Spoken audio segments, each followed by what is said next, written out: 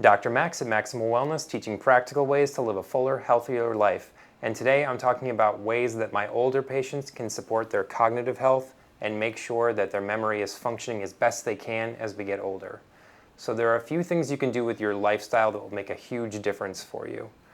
One thing that I find very beneficial for most is to do some intermittent fasting. Intermittent fasting basically means there's a period of time, say between 7 p.m. and 7 a.m., where you don't eat any calories.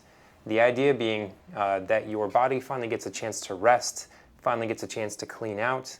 There's some evidence to show that if you have at least 4 hours between your last meal and when you go to bed, then in the middle of the night, your body's not actively digesting anymore, so it can actually help clean out organs such as the brain and help support cognitive function. Now, when it comes to intermittent fasting, I have people start with a 12-hour fast, say 7 p.m. to 7 a.m.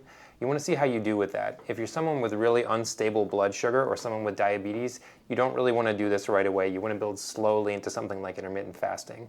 But if you have stable energy for 12 hours without eating, then see how you feel. Gradually extend the period of time between when you go to bed and when you have your first meal. Say, for a couple days, don't eat until 7:30. And if you're fine, then the next couple days, don't eat until 8 o'clock. Gradually extend that period of time when you're fasting until you have your first meal around midday. A lot of my patients will build up until they're doing a 16-hour fast and then an 8-hour window when they're eating, say from 11 a.m. to 7 p.m. or noon to 8 p.m. That can be really beneficial for longevity.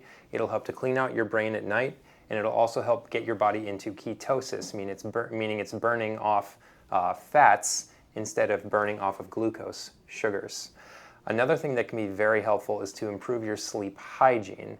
Sleep is important for so many reasons, but so many of us stay up late. We're watching TV into the evening hours. Those bright lights from the screens are flashing right in our eyes, preventing our brains from making melatonin and getting us sleepy and into that deep restorative sleep at night.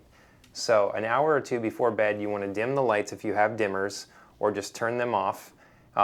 If you're watching a screen late at night, which I say avoid, you want to dim the screen as well, or rather have you read a book or do some meditation or something calming like a bath right before bedtime. In your bedroom, you want to make sure it's as black, as dark as possible. If you can get blackout curtains, great. That way that light isn't waking you up.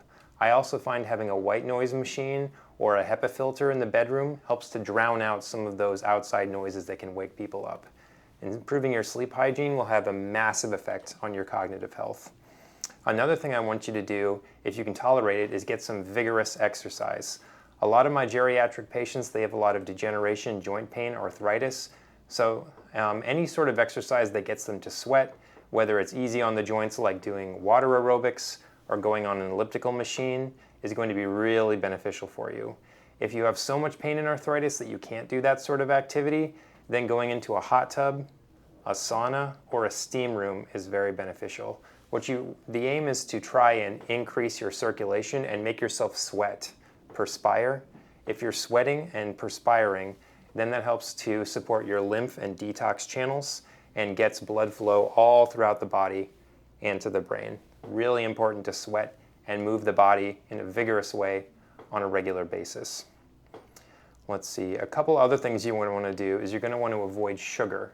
Something that we've only just now come to understand in the last decade or two is how very detrimental sugar is to cognitive health. Some people are now calling Alzheimer's disease type 3 diabetes because of the chronic inflammation caused by those imbalances in sugar and the way that affects your body's hormones, adrenaline, cortisol, insulin response. So if you can cut back on sugar as much as possible, that will help to support your cognitive health. Another thing that's very helpful is avoiding gluten. Gluten is a protein found in some grains like wheat, rye, barley.